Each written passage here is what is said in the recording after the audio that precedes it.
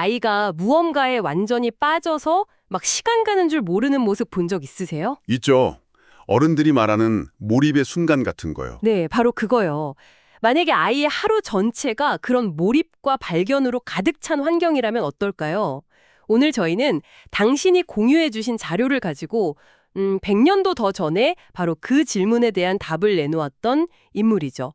마리아 몬테소리의 교육 철학 속으로 한번 깊이 들어가 보려고 해요. 맞아요. 오늘 저희 목표는 그냥 몬테소리 하면 떠오르는 뭐랄까 예쁜 교구나 자유로운 분위기 같은 그런 표면적인 이미지를 넘어서는 거예요. 아, 그 이면에 있는 진짜 원리요. 네. 그 모든 걸 가능하게 하는 핵심 설계도, 바로 준비된 환경이라는 개념을 제대로 이해하는 거죠. 그리고 그 환경 안에서 아이의 잠재력을 폭발시키는 비밀병기라고 할 수 있는 감각 교구가 왜 그렇게 특별하게 만들어졌는지 그 이유를 한번 파헤쳐 볼 겁니다. 그러니까 단순히 어떻게 가르치느냐의 문제가 아니라 그렇죠. 아이가 스스로 배울 수밖에 없는 하나의 세계를 어떻게 설계하느냐, 이 문제군요. 정확합니다. 좋습니다. 자, 그럼 몬테소리가 설계한 그 세계의 문을 한번 열어보죠. 그럼 한번 상상을 해보죠. 저희가 몬테소리 교실, 그러니까 준비된 환경에 처음 들어섰어요. 문을 열면 가장 먼저 뭐가 보일까요? 일반적인 어린이집이나 유치원이랑은 좀 다를 것 같은데요. 막 시끌벅적하고 알록달록한 장난감이 널려 있고 그런 풍경은 아닐 것 같아요. 정확해요. 아마 가장 먼저 느끼시는 건 의외의 고요함, 그리고 질서일 거예요. 고요함과 질서요? 아이들이 있는 곳인데. 네. 아이들이 막 뛰어다니는 게 아니라 각자 자기가 선택한 활동에 놀라울 정도로 집중하고 있죠. 그리고 모든 가구, 선반, 심지어 화분까지 전부 아이들 눈높이에 맞춰져 있어요. 아, 어른을 위한 공간에 아이들이 껴있는 게 아니라 그냥 온전히 아이들을 위해 축소된 작은 세상. 딱 그런 느낌이죠. 아이들을 위해 축소된 세상이라 와, 듣기만 해도 아이가 되게 존중받는 느낌이 드네요. 근데 한편으로는 조금 답답하게 들리기도 해요. 아, 그런가요? 아이들은 좀 어지르고 시끄럽게 놀아야 되는 거 아닌가요?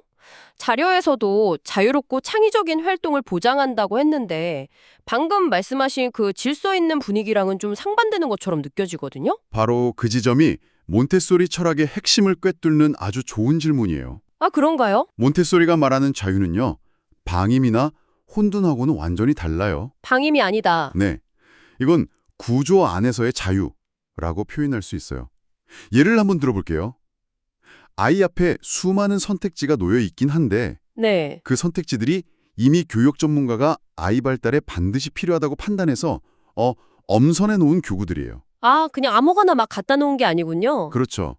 아이는 그 안에서 뭘 할지 스스로 선택할 자유가 있지만 결국 뭘 하든지 간에 자기 발달에 도움이 되는 활동을 하게 되는 거예요. 아, 그러니까 울타리 없는 초원에 풀어놓는 게 아니고 아주 잘 살게 된 거대한 놀이공원에 입장시켜주는 거랑 비슷하네요. 오, 그거 완벽한 비유인데요. 어떤 놀이기구를 탈지는 아이가 정하지만 그 놀이기구들은 전부 안전하고 아이 성장에 긍정적인 영향을 주도록 이미 다 설계가 되어 있다는 거잖아요. 맞아요. 완벽해요. 그리고 여기서 놀이라는 단어 대신에 작업이라는 단어를 썼다는 점이 정말 흥미로워요. 아, 맞아요. work. 네, work. 몬테소리는 아이들이 목적을 가지고 집중해서 하는 활동을 작업이라고 부르면서 존중했어요.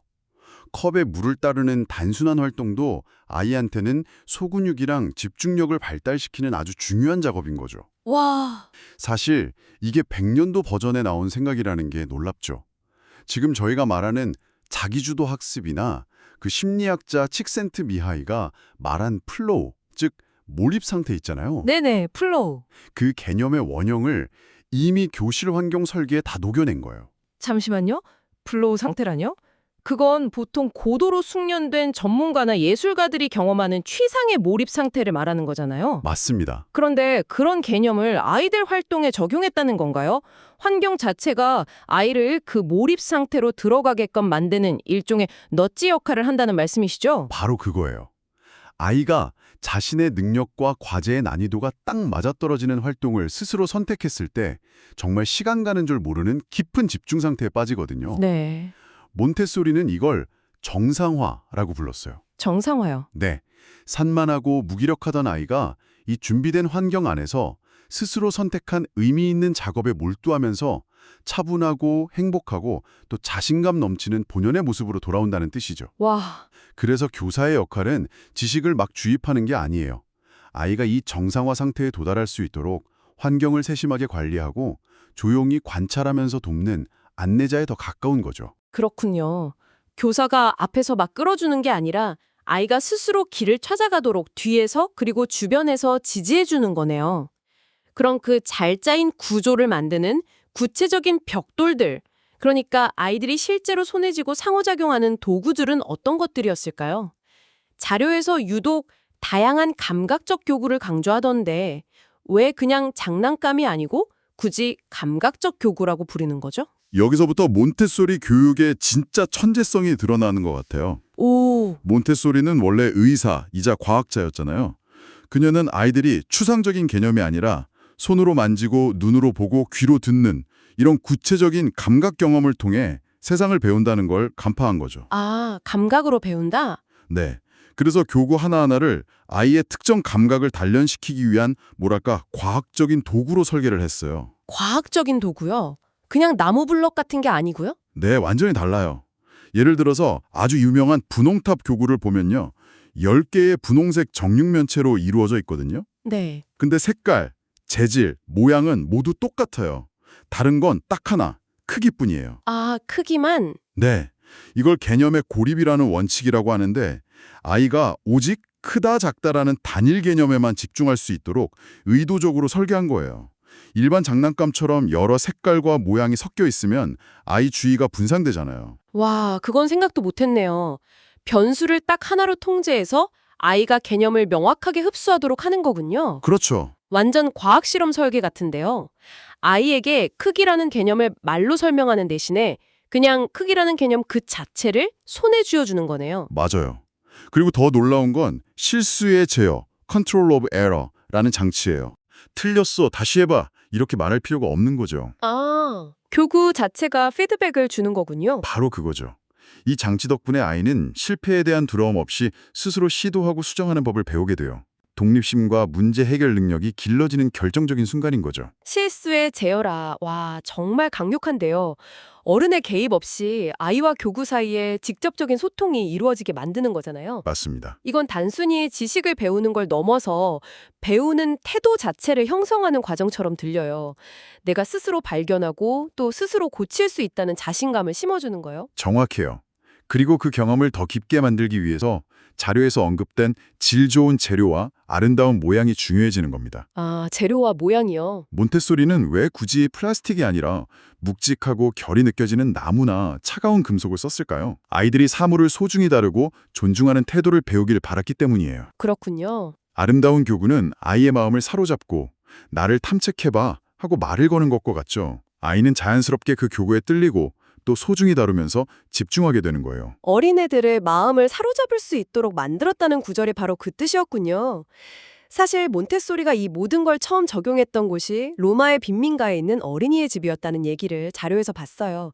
당시에는 정말 누구도 관심을 갖지 않던 아이들이었잖아요. 네, 그 이야기는 몬테소리 교육의 힘을 가장 극적으로 보여주는 사례죠. 당시 어른들은 그 아이들이 교육이 불가능할 정도로 산만하고 공격적이라고 생각했어요. 들이 다른 장난감은 거들떠 보지도 않고 몇 시간씩 이 작업에 몰입하는 정말 기적 같은 일이 벌어진 거예요.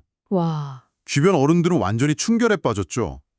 아이의 내면에 이런 엄청난 집중력과 질서에 대한 열망이 숨어 있다는 걸 처음 발견한 순간이었으니까요. 환경이 아이를 완전히 다른 존재로 만들 수 있다는 걸 증명한 셈이네요. 여기서 한 걸음만 더 날아가고 싶은데요. 이런 감각적인 경험들이 구체적으로 어떻게 더 높은 수준의 학습, 예를 들면 수학이나 언어 같은 추상적인 학습으로 연결되는 건가요? 아주 중요한 질문이에요. 그러니까 분홍탑을 쌓는 게 어떻게 수학 문제를 푸는 능력으로 이어지는 거죠? 몬테소리 교구들은 단순히 개별 감각을 자극하는 데서 그치지 않아요. 모든 것이 다 연결되어 있어요. 연결이요? 네. 다시 분홍탑을 예로 들면 아이는 10개의 크기가 다른 정육면체를 다루면서 시각적으로 양의 차이를 끊임없이 비교하죠. 네. 이게 나중에 1부터 10까지의 수 개념과 십진법의 기초를 이해하는 일종의 무의식적인 준비 과정이 되는 거예요. 아, 몬테소리는 이걸 수학 정신, mathematical mind를 길러준다고 표현했어요. 손으로 구체적인 양을 만져본 경험이 나중에 3이나 5 같은 추상적인 숫자를 이해하는 단단한 발판이 되는 거죠. 아, 이제야 전체 그림이 보이네요. 모든 감각교구들이 더 높은 차원의 추상적인 세계로 나아가기 위한 징검다리 역할을 하는 거군요. 맞습니다. 글자를 배우기 전에 다양한 질감의 사포 글자를 손으로 만져보면서 글자의 형태를 몸으로 익히는 것처럼요. 학습이 머리로만 하는 게 아니라 온몸으로 체득하는 경험이 되는 거고요. 완벽하게 이해하셨어요. 몬테소리 교육의 정수가 바로 그거예요. 아이의 발달 과정을 깊이 존중하고 추상적인 세계로 나아가기 전에 구체적인 현실 세계를 충분히 탐색하고 감각적으로 경험할 수 있도록 돕는 것. 네. 그 모든 과정이 아이 스스로의 선택과 내적 동기에 의해서 이루어지도록 세심하게 설계된 세계를 제공하는 것. 그것이 바로 준비된 환경의 진정한 의미입니다. 자, 그럼 오늘 나눈 이야기들을 한번 종합해 볼까요? 몬테소리 교육법은 단순히 아이를 자유롭게 풀어놓는 게 아니라 그렇죠. 구조 안에서의 자유를 통해서 아이가 스스로 자신의 잠재력을 발견하도록 돕는 굉장히 정교한 시스템이라는 생각이 들어요. 네, 맞아요. 그 중심에는 아이의 발달 단계에 맞춰 세심하게 설계된 준비된 환경이 있고 그 환경 속에서 아이와 세상을 연결하는 매개체로 과학적이면서도 아름다운 감각교구가 있는 거고요. 맞습니다. 핵심은 아이를 믿는 것에서 출발해요. 모든 아이 안에는 배우고 성장하려는 강렬한 내적 동기가 있고 어른의 역할은 그것을 방해하지 않고 최적의 조건만 만들어주면 된다는 믿음이죠. 아, 믿음. 네, 교사가 앞에서 이끄는 게 아니라 아이가 스스로 길을 찾아갈 수 있도록 무대와 소품을 완벽하게 준비해주는 뭐랄까 연출가에 가깝다고 할 수 있겠네요. 지금까지 몬테소리 교육법이라는 하나의 잘 짜인 세계를 함께 탐험해봤습니다. 아이의 내면에 잠재된 가능성을 얼마나 존중하고 또 과학적으로 접근했는지 알 수 있었네요. 그러고 보니 이 지점에서 당신이 스스로에게 던져볼 만한 흥미로운 질문이 하나 떠오르네요. 네, 뭔가요? 아이의 학습의 환경이 그렇게 결정적이라면 우리 성인의 학습 환경은 어떤가요? 우리는 종종 의지력만 탓하잖아요. 아, 맞아요. 하지만 몬테소리의 원칙을 적용해 본다면 어떨까요?